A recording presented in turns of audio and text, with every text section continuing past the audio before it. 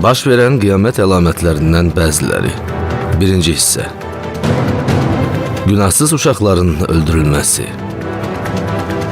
Muhammed ümmətindən günahsız bir uşaq öldürüldükdə, göydən bir mələk, haqq onda, Həzrəti Mehdidə və onun yanında olandadır deyə səslənər.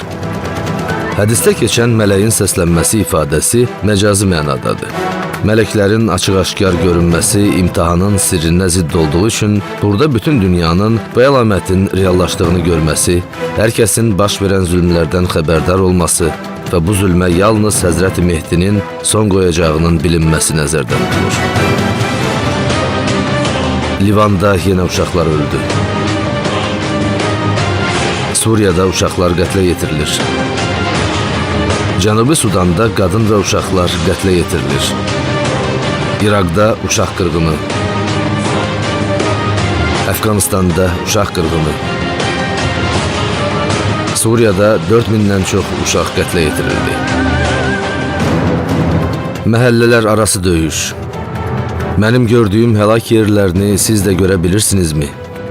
Mən evlərinizin arasında fitnə və fəlakət məhəllələrini güclü yağış sellərinin səbəb olduğu dağıntılar kimi görürəm buyurdu. İraqda küçə döyüşü, 66 ölü. Misir küçələrində döyüşlər davam edir. Misirdə küçələr döyüş meydanına döndü, 26 ölü. Livanda məhəllələr arası dava. Haramların halal sayılması. Həzrəti Mehdi bütün haramların halal sayıldığı böyük bir fitnədən sonra çıxacaq. Narkotik maddə cinayətlərinin artması. Fahişəlik yayılır. Dünya rüşvətə təslim olub. Virtual qumar partlayışı. Cinayətlərin sayının çoxalması qorxuducudur. Ailə münasibətlərinin pozulması. Qiyamətdən əvvəl qohumluq əlaqələri kəsilər. Ailəyə qarşı vəhşilik. Ailəsini qətlə yetirdi. Anasını və böyük qardaşını qılıncla yaraladı. Sözə baxmayan qızlarını doğradı. Yoluxucu xəstəliklər. Ey Malik oğlu Af, qiyamətdən əvvəlki 6 əlaməti sayınmı?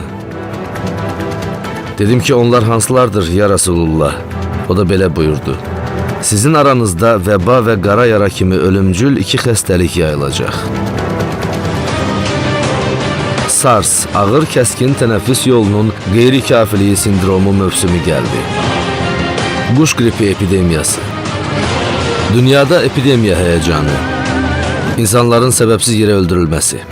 Əbu Hüreyrə nəql edir. Resulullah əleyhissalatu vesselam buyurdu ki, insanlar elə günlər görəcək ki, qatil nə üçün öldürdüyünü, mərhum da nə üçün öldürüldüyünü bilməyəcək. Zövq almaq üçün adam öldürüb. Adam öldürmək vərdiş halını aldı. Gülərək öldürdü. Zövq almaq üçün öldürdük.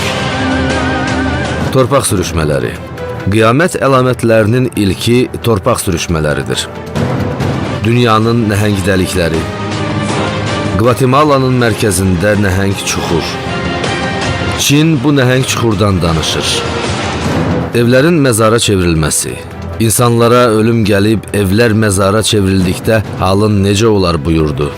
Hədisin bir mənası bombardman və digər hücumlarla insanların evlərinin dağılıb içində ölmələrinin geniş yayılmasıdır. Bu hədisdə işarə edilən digər məlumat isə Misir kimi bəzi ölkələrdə insanların məzar evlərdə yaşamasıdır.